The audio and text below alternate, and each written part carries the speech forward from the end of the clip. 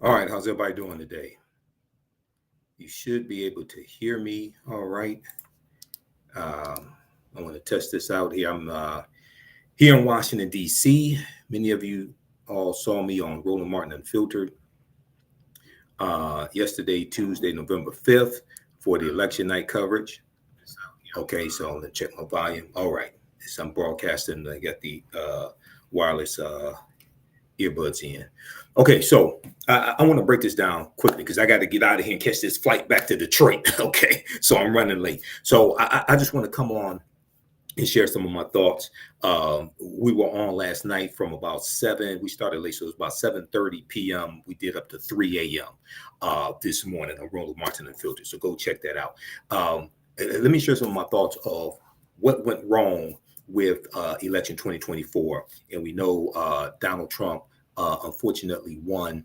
And I'm going to show you the exit polling. Okay, we're going to look at the exit polling, and let's look at this here from. Let's look at the electoral map from the New York Times. Okay, and I'm going to show you the exit polling from NBCnews.com. I see people sharing the exit polling from NBC News, but they're not explaining what the percentages represent. Okay, so let's look at this quickly here. Okay, so if we look here at New York Times, presidential election results, Trump wins. Okay, so this is as of 10:24 a.m. Eastern Standard Time, Wednesday, November 6, 2024. Okay, Trump got 277 electoral college votes. As I said, as you all know, you only need 270 electoral college votes to win. VP Kamala Harris got 224 electoral college votes. Trump got 71 million votes so far. VP Harris 66 million. Okay. And when we look at the map, Michigan still hasn't been called yet.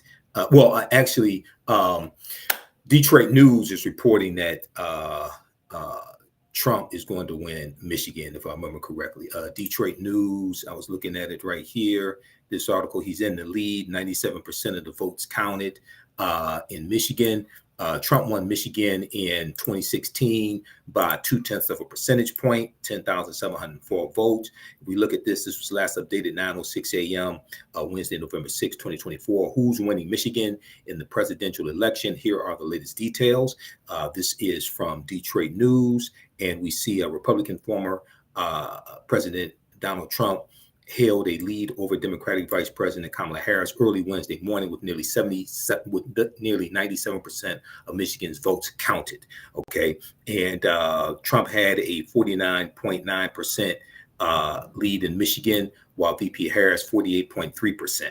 Okay, with 97% of the estimated vote in. Okay, so they're still finishing up the votes here in, they're in Michigan because I'm here in Washington, D.C. right now, but I live in Detroit. Everybody knows that. Okay, so let's go back to the New York Times right quick, and then I want to show you this exit polling from NBC News, okay? So he won. Let's scroll down here. Trump won. Arizona has not been called yet. They're almost done with Michigan. He won Georgia, the 16 electoral college votes with Georgia. He won North Carolina. He won Pennsylvania and Wisconsin. He won 2 of the 3 blue wall states, Michigan, Wisconsin, Pennsylvania. So he won Pennsylvania and Wisconsin. He shocked a lot of people winning Pennsylvania and also winning Wisconsin. So you all can check this out, read the rest of this. Okay, I don't have time to get deep into this. I want to show you a couple things I posted here on social media. Okay, I want to show you a couple things I posted here on social media. Then I'm going to show you the exit polling. Okay, so one thing that I posted here was it says, hold on. It says, let's see, right here. Even though I 100% supported VP Kamala Harris, I said many times it was a mistake. Okay, I said many times it was a mistake for Democrats, for Democratic donors to force out Joe Biden. Okay, I said it was a mistake for Democratic donors to force out Joe Biden. And let's switch over to this here. I'm going to switch over to my fan page, the African History Network here. and show you this post that I did. So this came from the debate between Joe Biden and Donald Trump. And as I said before, Joe Biden won the debate. Okay, Joe Biden won the debate. Yes, it was ugly, but when you look at the fact checking from CNN, Donald Trump told 3 times as many lies or false statements as Joe Biden. Okay, Joe Biden won that debate when you look at fact checking from 5 different sources: Washington Post, New York Times, NBC News, CNN, and there was one other one, Associated Press. Even though I 100% supported VP Harris, I said many times, okay, I said many times, and let me flip over. Okay, this is up. I said many times it was a mistake for Democratic donors to force out Biden. This is still America. You need an old white man to beat another old white man, period. Now, VP Kamala Harris was overqualified for the job.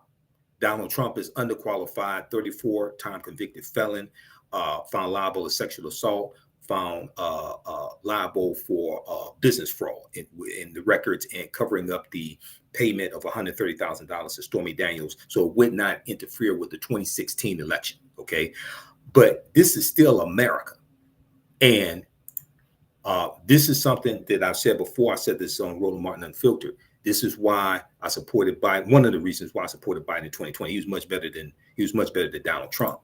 But you need an old white man to go beat an old white man. You're dealing with racism and you're dealing with misogyny in America. You're dealing with racism and you're dealing with misogyny.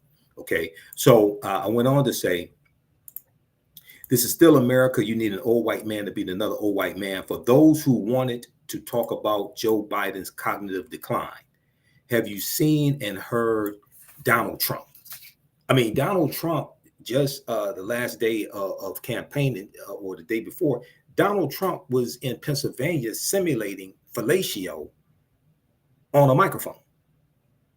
And you want to talk about Joe Biden stammering or mangling words? Joe Biden has been stammering and mangling words since he was in his 30s, in his 40s, in his 50s, in his 60s. Joe Biden's always done that. So Donald Trump is held to a much lower standard than anybody else. And the headlines should read, the breaking headline should read, overqualified black woman loses to underqualified white man. Okay, that's what the headline should read. Okay, so check this out here from the New York Times. Now, let me get to this here, the exit polling. Okay, because I see people circulating the exit polling, and I had somebody send the exit polling to me also, a screenshot of the exit polling, but they didn't put the context of what this represents. So this comes from NBCnews.com, and if you go to the top for the election 2024 coverage, and you just click on exit polls right there. Click on exit polls. This is what it says here, and I'm gonna try to zoom in on this. They're looking at exit polls from 10 states. Now it says exit polls, NBC News in conjunction with a consortium of news organizations conducted exit polling across the country in 10 key states. So this exit polling I'm about to show you does not represent all 50 states. It represents 10 key states. This is why when I posted it on my social media platforms, Facebook and on the African History Network and Michael Imhotep on Facebook, and I'll put this on my Instagram page, Michael Imhotep as well, I put this context and the link so you can look at this directly. The polling included speaking with voters at polling places and phone interviews. The exit polls are not results. The exit polls are not results, but instead a look at the thinking and motives of voters across the country. Exit polls help the public better understand the makeup and motivations of the electorate. Okay, so what they did was they looked at, they looked at 10 key states. So they broke it down by gender, and they're looking at Democrat, Republican. Gender for men, 44% of men voted for Democrats, 54% voted for Republicans. Women, 54% so far voted for Democrats, 44% voted for Republicans. Okay, we look at white people. 43% so far. 43% white people voted for Democrats. 55% voted for Republicans. Okay, and that makes sense because Republicans usually win the white vote. For African Americans, 86% of African Americans voted for Democrats. 12% for Republicans. For Latinos, 53% voted for Democrats, 45% for Republicans. Asians, 56% for Democrats, 38% for Republicans. Yes, Asians do vote. I know you got people running around lying to black people telling them Asians don't vote. That's a damn lie. They do vote. Okay, now this right here, I want to look at sex by race. Okay, this right here. Okay, white men, 30 so far, 39% voted for Democrats, 59% for Republican. Okay, white men. White women, so far, 47% of white women voted for Democrats, 52% of white women voted for Republicans. Vice President Kamala Harris will probably win with college-educated white women, but not with non-college educated white women. For African American men, and as the count comes in, because it was over 80% earlier here. This is just 10 states. Okay, this is just represents 10 states, but I just want to show you this because I see people circulating this around and they're not giving context. 78% of black men voted for Democrats, 20% for Republicans. Black women, 92% of black women voted for Democrats, 7% for Republicans. Latino men, 44% voted for Democrats, 54% for Republicans. Okay, so with Latinos, the Latino men, there was talk about misogyny. There was talk about them, and see, the other thing is you got to understand. I talked about this last night on Roland Martin Unfiltered, and I'm going to upload clips of that when I get back to Detroit. This is what people have to understand. Latinos are not one group of people. Okay, Latinos, Hispanics, they come from many different countries. They come from Cuba and Venezuela and Honduras and Panama. They come from. You have them coming from different countries. They come from Mexico. Okay, they're not all the same. People will group them together because their first language is Spanish. Okay, but they're not all the same. They come from different countries, have different histories, have variations in their cultures. Some of them come from countries that were socialist countries, communist countries, things like this. Okay, and a lot of them identify with being white, especially white Cubans. Okay, and you got to understand history of Cuba, because when Fidel Castro came to power in 1959 and overthrew Batista, he kicked out a lot of the white Cubans who were oppressing the Afro-Latino Cubans. Okay, well, a lot of those white Cubans went to Florida.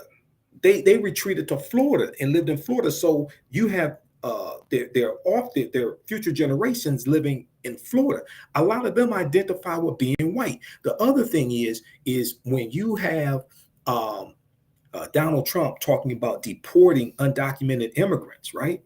You have Latinos here who came here legally. They may be first generation, and those who are first generation born here, Latino, they are more Americanized than their parents, their grandparents who immigrated here. So a lot of them look at this differently. But for a lot of Latinos, when they talk about deporting undocumented immigrants, they don't see themselves in that. They don't see themselves accidentally getting mixed up into that. They look through the eyes of Eurocentricity of Europeans and say, oh, he's talking about those people over there. He ain't talking about us.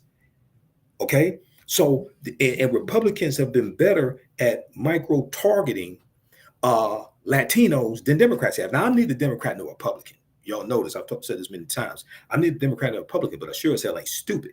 I can see who overwhelmingly keeps passing laws and blocking bills that are beneficial to African Americans. I'm neither Democrat nor Republican, but I'm definitely not stupid. Okay, so this is something that has to be understood when we talk about Latino voters. There really is no Latino voter. Okay, there are Latinos who vote, but the mistake that people make is they put them all in one group. It's just like with Puerto Ricans. Donald Trump got a lot of Puerto Ricans to vote for him because because they're looking at these other immigrants. And see, the other thing is a lot of Latinos don't see themselves as one group of people either. That's the other thing. Okay. They're like, oh no, we ain't like those Venezuelans over there. We're not like the Cubans over there. We're not like the people from Honduras, things like that. So a lot of Latinos don't see themselves as one cohesive group of people either. Okay. Latino women, 61% of Latino women voted for Democrats, 37% Republicans. All other races, 50% Democrat, 45% Republican. Okay, now so take a look at this here. This is the exit polls, okay, but it only represents 10 states. Okay, this is from NBCnews.com. I'm gonna post a link here. You can go read this. Look at the post that I did because I broke this down. I added context and the link because a lot of people are just circulating this around, but not adding context to what this means. Okay. All right. And let me say this. We're going to continue here. I got some more to show you. If you like this type of information, if you're learning anything here, you can support the African History Network. $ the AHN show through Cash App, $ the AHN show through Cash App, and through PayPal, paypal.me/the AHN show. Go to our website, AfricanHistoryNetwork.com, AfricanHistoryNetwork.com, and you can register for the online history classes I teach. We have a class, it's a 12-week online history course starting up Saturday, November 9th, 2024, 4 p.m. Eastern Standard Time. Ancient Kemet, one of the original names for Egypt, the Moors, and the Ma'afa, understanding the transatlantic slave trade, what they didn't teach you in school. Click right here to register here. Download our lesson plan for all the classes, all the class sessions. Click right there to download. It's free, okay, to download it. And register for that class. We do the sessions live. All the sessions are archived and recorded. You can go back and watch it anytime. And here's our QR code here for, when you scroll down, I got to move this up further on the page right there for Cash App. That's our QR code. This helps us keep doing the research, stay on the air, helps pay when I have to travel because I had to pay out of my pocket to come here to DC, okay? Nobody covered these expenses. That was me that had to pay this. Travel expenses, airfare, all of that. Okay. All right. And there's a link for PayPal as well. Okay. Let's continue here. Okay. Now I want to go to, I posted this also on Facebook, and I want to make some quick points of where Vice President Kamala Harris went wrong. This is not an attack on her at all. I 100% support her. But there were some mistakes that she made, and some people are not calling this out. We talked about it a little bit last night. I posted this also today. Racism and sexism are two of America's biggest evils. Okay, racism and sexism are two of America's biggest evils, and that's where we saw a lot of sexism here. She was called, all types of derogatory names, sexist names, a whore and things like this, especially at the Madison Square Garden, that Klan rally that they had Sunday before last. That would have been Sunday the 27th. October 27th, Madison Square Garden, that Klan rally that they had. So you're dealing with sexism as well. But people that voted for Donald Trump, they're in for a rude awakening. They're in for a rude awakening, and he's going to be even worse this time around. Okay. All right. So let's do this. Let me go through a few of these bullet points that I made. Then I got to get out of here and catch this flight, okay? Because it leaves in exactly an hour.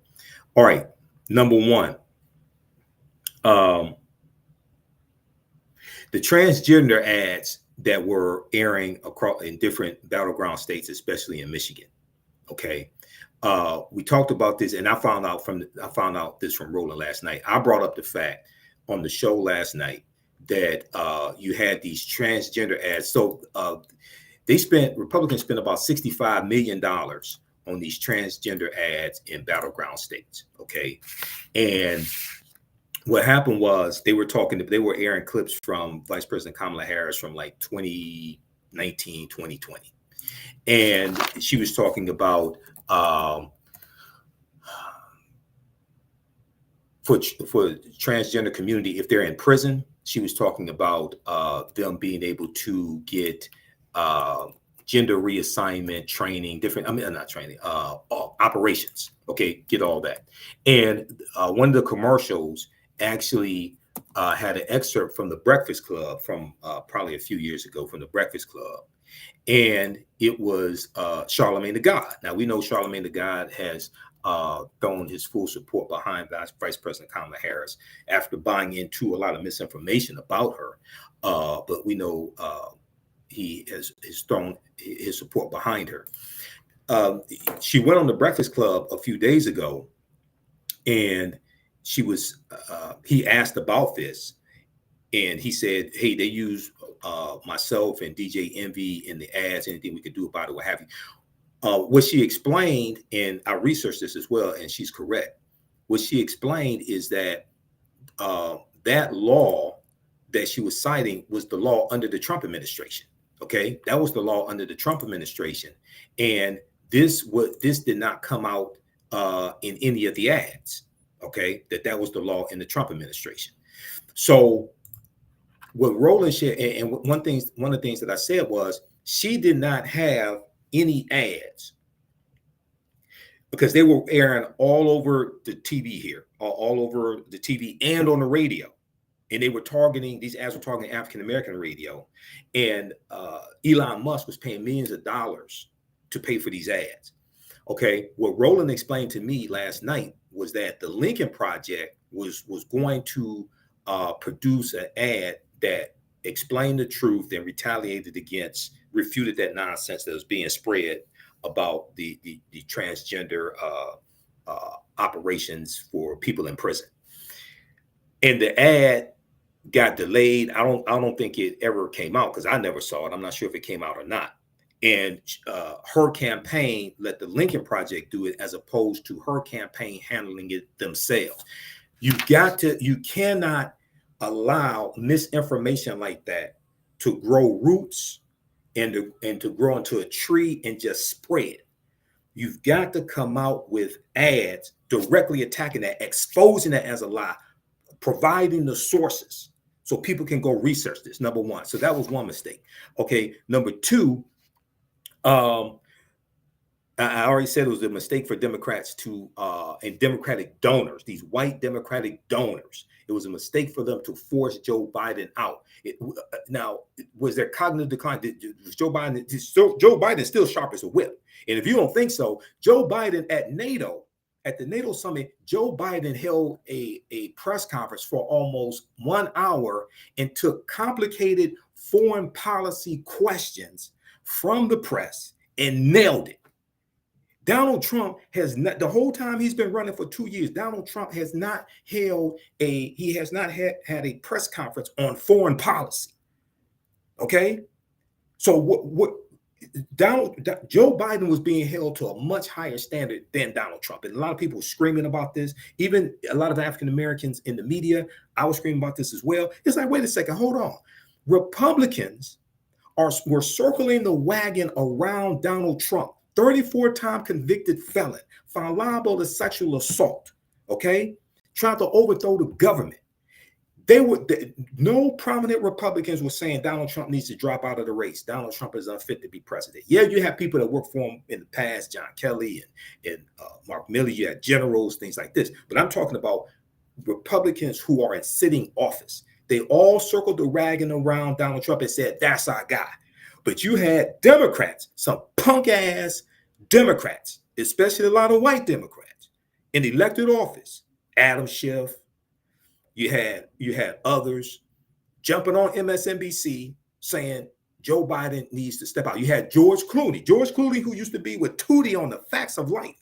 You had white Democratic donors. And I'm neither Democrat nor Republican. We have to understand how to use one political party as a tool and use politicians as a tool to accomplish what it is that we want, and understand how to use Democrats as a tool against MAGA. We have to use them as a tool. I think African Americans should focus on taking over the Democratic Party, but that's another conversation. But you had them all ganging up on Joe Biden. I said this on Roland's show before July 21st is when Biden dropped out of the race. And I said this on a few weeks before that. I said, Democrats, stop tackling your own quarterbacks. Stop tackling your own quarterback. Stop blocking your own field goals. Who does that? I said, your candidate is much better than Trump. The Republicans are not sabotaging Trump's campaign. They're out defending him. Lindsey Graham and Byron Donalds, all these Republicans out defending Trump, as horrible as he was. And because Biden has a bad debate, and he still wins the debate because Biden has a bad debate, you're going to stab him in the back and kick him down a flight of stairs? That's bullshit. I may cuss. I'm sorry. That's bullshit. That makes absolutely no sense. Okay. So that was another mistake. And the white donor class, the George Clooney's, okay, and these other white multimillionaires and billionaires, they're to blame for a lot of this. Okay. Also, the white Democratic strategists that don't know how to properly message. Okay. And I'm neither Democrat nor Republican, but somebody has to say it. A lot of these white Democratic strategists need to be fired. And my friend Amisha Cross, who you see all over, you see it on CNN and MSNBC, she posted on her Facebook page, because we've been on Roland Martin and Filtered together before. She posted on her Facebook page that all those people need to be fired. Okay. Then you have, if you think Joe Biden has some cognitive decline, watch Donald Trump show his entire ass for the next 4 years, if he doesn't have to resign because of health, because he's in bad health right now. He's in bad health right now, Donald Trump. And really the play is for J.D. Vance to be president. Donald Trump is going to have to resign. I don't think he's going to make it 4 years. His health is in decline now. He's in mental decline. He ain't going to make it 4 years. You're going to have to deal with this dumbass J.D. Vance. Something else on The View, when Vice President Kamala Harris was on The View, this is, once again, this is not an attack on her. This is understanding some mistakes that were made. She ran, it was an almost flawless campaign. She ran a fantastic campaign. She only had 107 days for this campaign. She ran a better campaign, had a better ground game than Donald Trump. Donald Trump's been running for 2 years. Donald Trump's been running for president for 2 years. Okay? And the headline should read, overqualified black woman loses job to underqualified white male. News at 11. That's what the headline should read. Okay? But when she was on The View and she was asked the question by Sonny Hostin, what would you have done differently than Joe Biden? She said nothing. I could tell you right here, I can't speak for the rest of the country, right here in Detroit, that ad ran over and over and over and over again on TV, on cable TV. Okay. And then they was and the ad was saying, okay, she wouldn't have done anything differently on inflation and this and that, things like that. Okay. Now, a sitting vice president does not criticize a sitting president, does not undermine a sitting president. Okay. A few weeks later, she modulated, she corrected it and started talking about her housing plan and $50,000 for small businesses, $50,000 tax credit for new small businesses. Right now it's $5,000. She talked about $25,000 in down payment assistance, which is more than it is right now. Things like this. So she started talking about how her policies would go beyond Joe Biden's. There's a way to do it without throwing Joe Biden under the bus. I understand she didn't want to throw him under the bus, but that was a fatal mistake. And it took her too long to recover from that because the ads were running, right? You may have seen the same ads in where you are. We saw them here in Detroit, okay? So even though she did have rapid response on social media and things like this, a good rapid response team, that ad was devastating. And then people were saying, okay, so she's going to do the same thing on inflation and Bidenomics and all that stuff, right? She did not hit back, or her campaign did not hit back to dismantle the lie that Donald Trump is better for the economy, and dismantle the lie that Donald Trump had the greatest economy. Donald Trump inherited the Obama-Biden economy. The American Recovery Act of February 2009, the $831 billion Recovery Act, this is what jump-started the economy, okay? And you got, read this article here from Forbes.com, okay? It gave you 11.3 million jobs. It gave you a 4.7% unemployment rate when Trump came into office in January 2017. It gave you 75 consecutive months of private sector job growth. Okay, the facts are there. Read this article. Obama's 2009 Recovery Act kicked off over 10 years of economic growth. The economy that people think was Trump's economy was the Obama-Biden economy. Trump didn't do shit to build that economy. He inherited a healthy economy.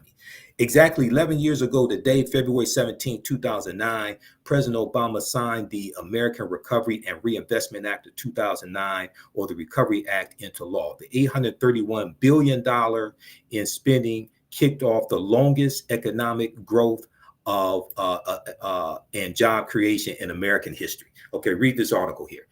That's what did that. It wasn't Donald Trump. Okay, even though Obama came out in the last couple of weeks of the campaign, on the campaign trail, explaining that, there should have been ads long before that explaining that. There should have been ads breaking this down, dismantling Donald Trump's argument. Okay, and they really didn't have ads to articulate this. 4.7% unemployment rate, 11.3 million jobs created, 75 consecutive months of private sector job growth. You got to hammer that over and over and over again, like Donald Trump is lying, saying he had the greatest economy, he built the world's greatest economy, all that. No, you didn't. You inherited that. And then you blew it, and then you mishandled COVID. He did not use the 69-page pandemic playbook that the Obama administration left for him. And Obama talked about this on the campaign trail. COVID was much worse. There were tens of thousands of people, if not hundreds of thousands of people, who did not have to die if, according to President Obama, and I remember when they talked about this playbook back when Trump came into office, okay? Because I talked about it on the African History Network show. There were tens of thousands of people who did not have to die if Trump used that playbook, because it told exactly what to do. Because they during the Obama administration, they went through Ebola, okay, and they put together this playbook to be prepared for the next whenever the next pandemic comes. Trump did not use that, okay. The other thing is, in their campaign ads, they didn't explain, in the Harris campaign, Kamala Harris campaign, didn't adequately explain why inflation existed. First of all, inflation is global. It's not just in the U.S. Inflation is global. You had the Ukraine war. Ukraine is one of the largest world exporters of barley, wheat, and sunflower seeds. Okay, you had COVID as well, and you had the COVID, the shutdowns and caused supply chain issues. You have corporate greed. Now, she did talk about corporate greed and cracking down on corporate greed, things like this. But you have to explain what caused the inflation, because Donald Trump has not said what his plan is to actually deal with inflation. He said he's going to get prices down. He hasn't said really how. His tariffs are going to increase prices. Okay, if you actually understand how tariffs work. Okay, so he hasn't talked about how he's going to bring down the cost of groceries. She's going after price gouging. Okay, so you really have to talk about greedflation and shrinkflation. Greedflation and shrinkflation. And greedflation is dealing with corporate America just jacking up the prices above inflation just to make profits. Shrinkflation is when you charge the same amount for less ounces or less amount of product. So the 12-ounce can is $2. The 10-ounce can or 10-ounce bag or whatever it is $2. Okay, that's shrinkflation. All right. So look, that's just I got through all my notes. I think I only cursed twice, so my mom would be happy. Hope maybe not. I don't know, but hey, I think she'll give me a pass. Look, we have to get out of here. So support the African History Network. Visit our website, AfricanHistoryNetwork.com. $ the AHN show through Cash App. When you scroll down the page, you can support us. This helps us keep doing the research, pay the bills, pay when I have to travel, because I'm in Washington, D.C. right now. I was on Roland Martin's live election night coverage last night. And we were on for from 7:30 a.m. 7:30 p.m. to about 3 a.m. Wednesday morning. $ the AHN show, SHOW. These other ones are fake African History Network Cash App accounts. I'm still trying to get shut down. If you learned anything today, if you like this type of information, you can support us. $5, $10, $15, $25, $100, whatever it is that supports us. Here's the QR code here. Here's the link for PayPal, and register for my new 12-week online history class. Starts up Saturday, November 9th, 2024, 4 p.m. Eastern Standard Time. Ancient Kemet, one of the original names for Egypt, the Moors, and the Ma'afa, understanding the transatlantic slave trade. We deal with thousands of years of history and what leads up to the transatlantic slave trade taking place. And you can download the lesson plan right here. I do a PowerPoint presentation. We have book references, articles, video clips, over 200 slides, 800 to 100 articles we reference. I show you everything on the screen, even the excerpts of books. So you don't have to buy any of these books to follow along in class, but you can if you want to. And we have show you extras with interviews I've done from historians like Professor James Small, Professor Kabahai Walker Kamene, Tony Browder, Runoko Rashidi, and more. All right, remember, right now is correct. Wrong behavior is not over till we win. Wakanda forever. And we'll talk to you next time. Peace. Thanks for tuning in. We're going to get through this. These next 4 years are going to be hard. The House of Representatives, Democrats may take the House if we'll see they're still tabulating. If they take the House, Hakeem Jeffries is going to be the Speaker of the House of Representatives, first African-American Speaker of the House of Representatives. That means Democrats will be able to block bills that harmful bills that Republicans are trying to get passed and signed into law, because they can block them in the House. But this is a devastating result. And a lot of these people that think Trump is going to be good for the economy, he's going to tank the economy. He's going to tank the economy, because he ain't build a good economy to last.